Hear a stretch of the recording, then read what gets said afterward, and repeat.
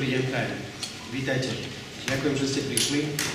Sieť ľudí sa dnes zišla, aby sme urobili ďalší krok potrebný k splneniu nášho základného cieľa.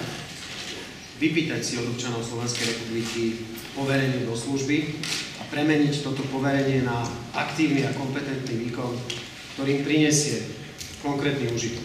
Ja som mal v hlave niekoľko bodov toho, čo som vám chcel povedať, ale dosť ma dostalo to, čo sa tu zbehlo práve.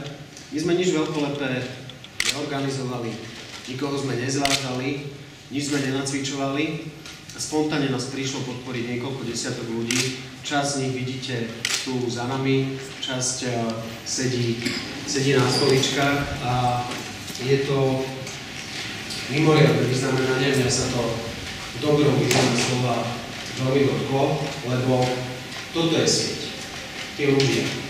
Sieť predstavuje aj sieť, ktorá má byť záchrannou sieťou možno, útočiskom pre tých, ktorí to najviac potrebujú, a my sme sa rozhodli tak symbolicky podporiť jeden projekt priamo tu v Prešovskom regióne, ktorý práve je takýmto útočiskom. Je to projekt Bezpečného domovu pre ženy od záujmového združenia My Mami, ktorý má poskytnúť útočisko ženám, ktoré sú týrané, ktoré sa stretávajú s násilím a takisto ich deťom.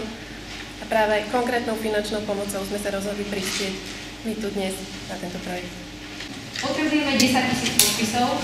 Ja verím, že ich vyzbierame vo veľmi krátkej dobe. A aj usudzujem tomu tak, koľko je nás tu dnes a koľko je nás na Slovensku, koľko ľudí mi píše. Takže verím, že to bude veľmi rýchlo. Komunálne voľby sú pre nás prvou príležitosťou preukázať to, že myslíme vážne to, čo hovoríme.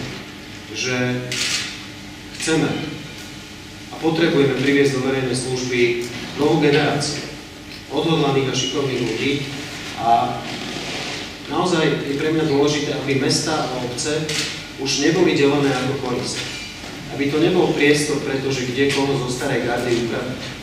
Aby to nebol priestor pre politické, zákulisné, pozičné hry a kšefty, ale priestor pre ľudí, ktorí majú predstavu o tom, ako vlastným mestám a obciam pomôcť, ako im pomôcť sa rozvíjať. A presne takto chceme aj našich kandidátov v komunálnych voľbách profilovať. A záleží nám na tom, aby sme v tých komunálnych voľbách ostali. Nehambíme sa, nijako sa nehambíme za to, že chceme stať pevne na oboch nohách. Aj na tej, ktorá reprezentuje jednoduchý štát, jednoduchý a prehľadný, ale aj na tej, ktorá reprezentuje spoľahlivosť a kvalitu jeho služieb.